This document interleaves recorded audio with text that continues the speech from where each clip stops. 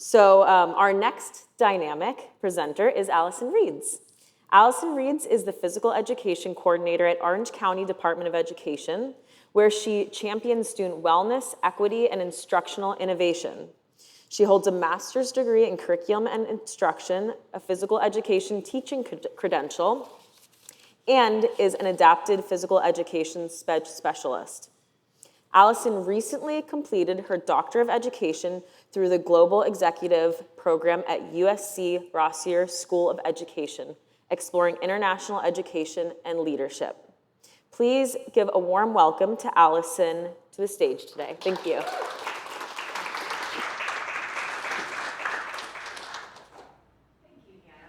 Try to use I was going to use my PE voice, but now I'll have to, hold it down here. Good afternoon, everyone. I'm Allyson. But first, I have some very exciting news. I have the winner of our first raffle. So, the winner of our very first raffle is Nessa from AUSD. Would you please stand? Woohoo! All right. And Nessa, your prize is walking over to you. So before we start, I know for me, I was sitting and anybody that knows me knows I am not a sitter. I'm gonna walk around the room a little bit, and I know that we've been sitting for just a moment. So if you're willing and able, would you please just stand for just a moment? We're gonna do an activity in just a moment, but I just wanted to give you a moment to stand, roll those shoulders around, twist your body, just move because it's what you need. Just move because it feels good. Do what feels right to you. If it's moving those shoulders around. I know for me, see, now I'm thinking about it, so I have to crack everything. I was with my colleagues the other night and just kind of did this and it's like, whoa, that's a big crack. And during the clicker. Oh, perfect. So just move for just a moment, just because you need to, and just because it feels good. All right, and here we go. This is me. When we talked about the joy of eating, I love infusing joy into, and please continue standing. If you're one of those people like me that goes to the corner of, yes, you guys are my people, love it. Love it. Please continue standing for as long as it feels good. I'm this person in the back that's doing like my little kickers and stuff. I look like the crazy person, but I need to move. Can anybody tell me, or does anybody know what mens sana in corpore sano? I probably butchered that, but does anybody know what that means? Does anybody know what that means? You might have heard it before in English. I heard something. Okay. Sound mind, sound body. So what we'll talk a little bit, is my shadow. What we'll talk a little bit about today is just how do we have that sound body and sound mind? The two are so interconnected. And then of course I just have a picture of my children because they just bring me joy. So just a quick little picture. Usually I have a picture of my dog, but sometimes it's like you had a picture of your dog before your children and it's like, well, which day is it? So here's what we're going to explore today. We are going to get grounded in our why. I'm going to go very, very quickly. I apologize for that, but going to go really fast. We're going to identify research into connections between physical activity and staff wellness. I'm going to give you some implementing activities, and I will have you make a personal commitment before you leave today, before our break. Here's just some shared agreements. Build connection today. That's what this is all about. Build connection with those at your table, those in the room with you. Share as openly as you are comfortable. Meet your needs. If you need to continue standing, please do so. If you need to sit. If you need to stretch a little bit, use your chair to crack your back. Do it. Participate at your own comfort level. I promise you in my presentation, I only have 50 burpees. That's it. You're only gonna have to do 50. Just kidding, 25. Okay, So our first activity, if you went back to sitting, sorry, I'm going to have you stand again if you're able and willing. We're just going to do a very, very quick name game. The link that I have on this presentation is actually a much more interactive that you could do with students. I encourage you to do this in a staff meeting. There are so many ways to go about this, but I would love for you, if you're standing, circle up with those around you. You are going to circle up. Here's what I'd like for you to do. Say your name, and because we just got off the beautiful topic of nutrition and food, would you please just say, if you could be on a desert island eating one thing for the rest of your life, what would it be? So just name, and maybe a quick, like, I come from Orange County Department of Education, and if I could eat one food for the rest of my life, it would be frozen yogurt. Yes, I know that sounds strange, but frozen yogurt for me. Circle up, take about 1 or 2 minutes, just connect with those around you. Ready, go.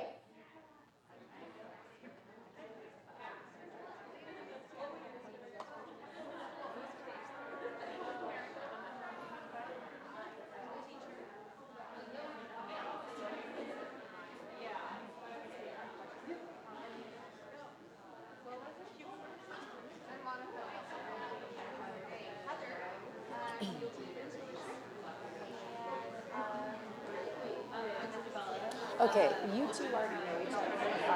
Which foods? Is this really? I love it.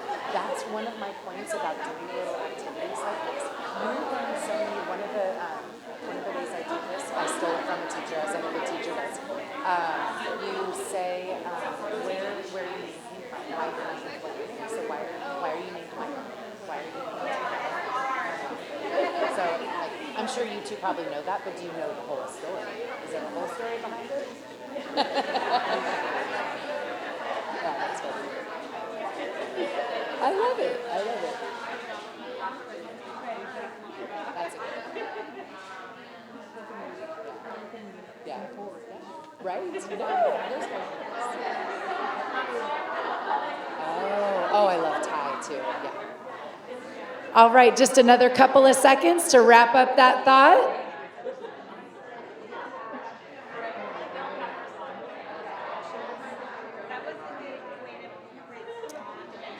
And coming back together in 3, 2, and 1. Awesome. Thank you so much for your participation. I hope you learned something new. I'm going to call out this lovely couple up here that have been married for how long? 33. They learned something new about each other in this activity. They did not know which food they would be at a desert island with. So I love the opportunity to connect. And honestly, you learn something new almost every time. How could you use this in a staff meeting to connect with one another? How might you use this with students? What questions might you ask? And just, what ways could you kind of play around with it again? So the why. This is why we're here, right? With physical activity, we know the benefits. They are immense, but here are just some. And keep in mind here, I'm gonna go through these, and then I'll give you a little clue into some of this. Boosts mental health and reduces stress. Yes, please. Improves cognitive function and focus. Enhances school climate and connection. Yes, please. Supports physical health and disease prevention. Models healthy behavior for students. That was the one clue. Am I talking about students or am I talking about adults here? I'm talking about humans. I'm talking about all of us. Physical activity is something that we all need. We all need to move. So this is something that we can incorporate a little bit more of. And how might we do so? How might we think about that during our school day? So when we think about physical education and physical activity, we have the CDC recommends, and we know this, right? We know these statistics. Children and adolescents should have 60 minutes or 1 hour or more of physical activity each day. What's really challenging is we know that that's not happening. But what if? What if our school was the place where every single day, 5 days a week, that they are with us at school, we know that they are getting their hour of 60 minutes, their 60 minutes of physical activity every day. Schools can be that unique opportunity, space, and place for that so that we can promote healthy behaviors within physical education as well as positive experiences with physical activity. And we can learn how to encourage adults, children, and adolescents to be physically active. What might we need to think about in order to encourage people to be more physically active? Stand up in the room, have flexible seating, offer different opportunities for walking around a space and a place as opposed to sitting. Really quick story, my son is he's almost now about 6'2", and he was telling me, he's like, Mom, sitting in a desk in AP Euro right now is like, I'm like this crunched little man in a desk. And I think to myself, how would I feel? Thank goodness in this case, I love block scheduling. He doesn't have block scheduling. How might I feel 90 minutes in a setting like that as a 6'2", trying to squeeze? How might I feel as my 5', almost 8 self? But it's things that we think about. So what opportunities are we giving students, teachers, educators, staff members to move around and engage with physical activity? Because again, and I still see so many of you standing, which I love, no offense to those of you that are sitting, it's because we need it, right? We absolutely need it. This is one of my favorite videos of all time. It's just about 2 minutes. It just helps you remember your why. Take a look.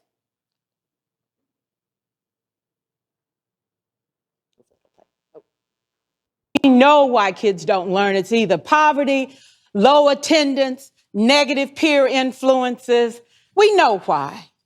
But one of the things that we never discuss, or we rarely discuss, is the value and importance of human connection. Relationships. I have had classes that were so low, so academically deficient that I cried. I wondered, how am I going to take this group in 9 months from where they are to where they need to be? How do I raise the self-esteem of a child and his academic achievement at the same time?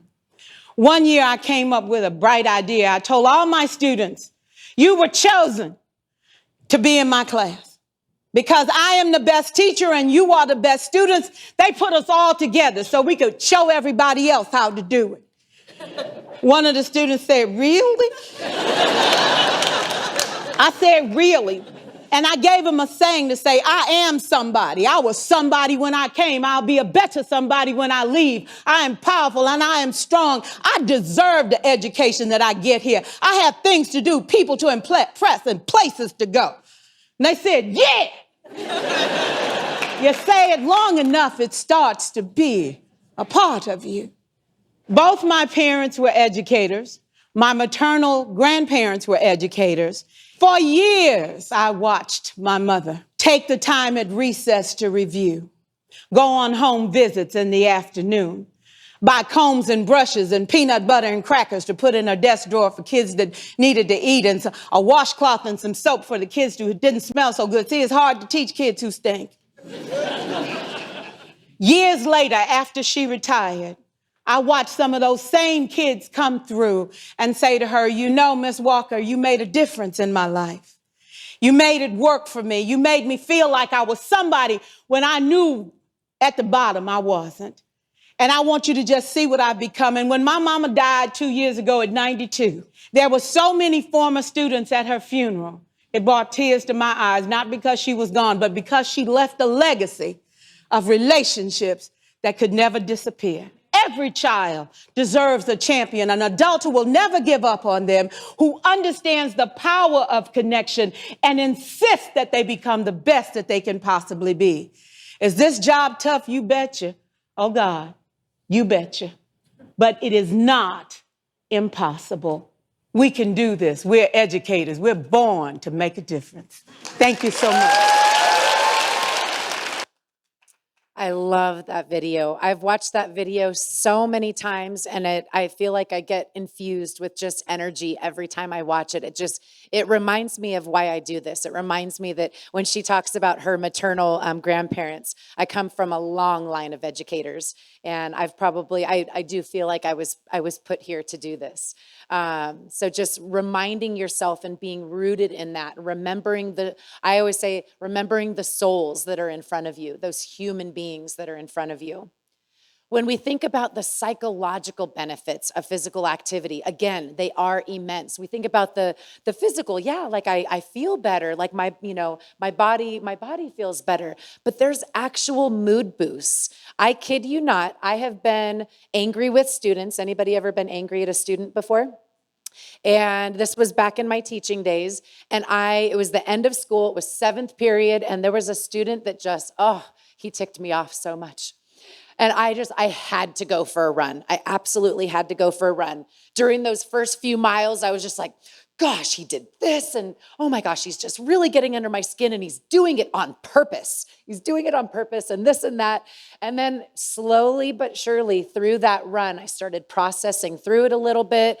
And I started to notice my mood was I was getting a little calmer. I wasn't as angry. And by the time I finished, I was kind of like, that really worked. Wow, interesting. We know that physical activity can be a stress reducer. We know that it increases our resilience. One thing that's really interesting about stress is that physical activity is stress on our body, but we're doing so in kind of a controlled way. We're helping our body respond to stress by giving it the stress of exercise in a controlled manner. So just kind of something to think about. I guess it didn't quite go through all the way. This is just, and again, you'll have access to these slides, but just all of the research that supports all of these different facets so like when you look at teacher well-being, it's linked to better retention, relationships, and student outcomes. When you look at physical activity for teachers and students, it enhances health, enthusiasm, job commitment, positive modeling for students. That's what we want to do. We want our students to see us going around at nutrition break and walking and talking, connecting with one another. Classroom physical activity. We need these breaks. Just as you needed to stand up for just a moment, so do our students. If you're thinking to yourself, either in your classroom or your work environment, wherever that might be, gosh, I'm feeling a little sleepy right now. Oh, time for a break. Time to get out, time to walk, time to move and do something.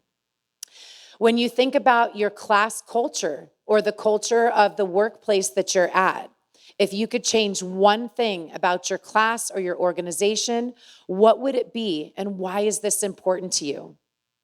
When you think about having a self-reflection moment and think about some of your challenges in the past year for last year, we're in a new school year. What was one of the biggest challenges that you had with your school or your organization, and why? What actions could you take to help tackle this issue? And then in the realm of social interaction, how can you advocate for increased physical activity, interaction on your campus? What ideas do you have? Here's what we're going to do.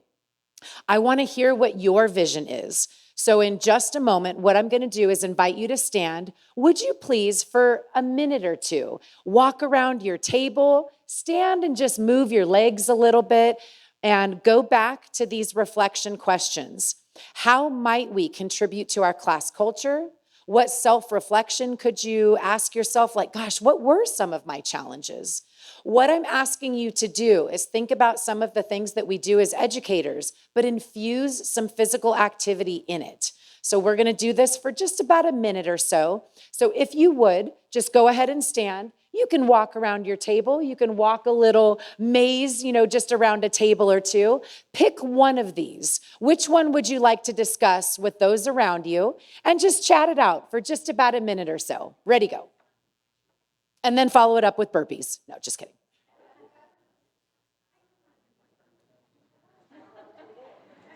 Yeah, walk and talk, walk and talk. Yes.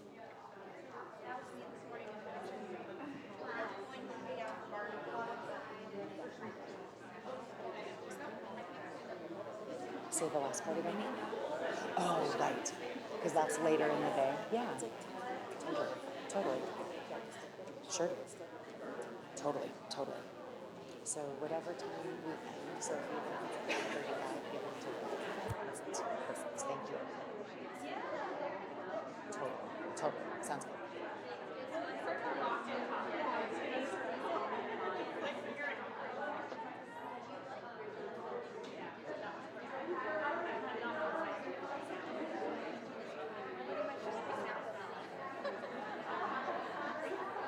About another 30 seconds or so. 30 seconds or so.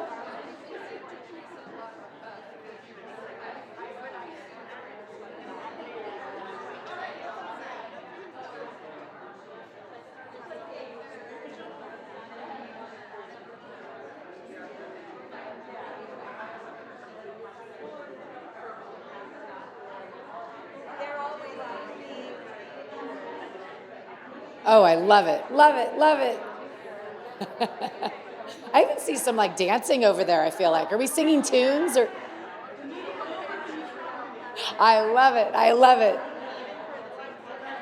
All right, coming back together in 3, 2, and 1. Thank your partners. You can either give them an air 5, a high 5, a fist bump, an air bump, an elbow bump. Thank you for sharing.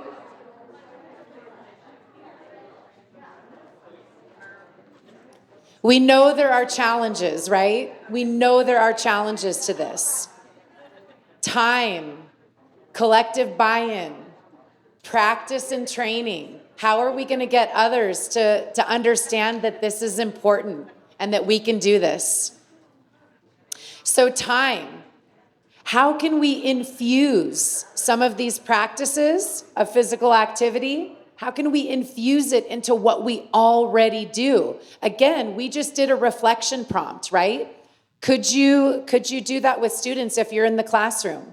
Could you do this at staff meetings? If you have your staff thinking about something, could it be a walk and talk? Could it be a walking reflection? Collective buy-in. How are we going to communicate to our teams that, again, this is what we need? We need time with each other. We need time for connection. We need time for physical movement. We need time for discussions.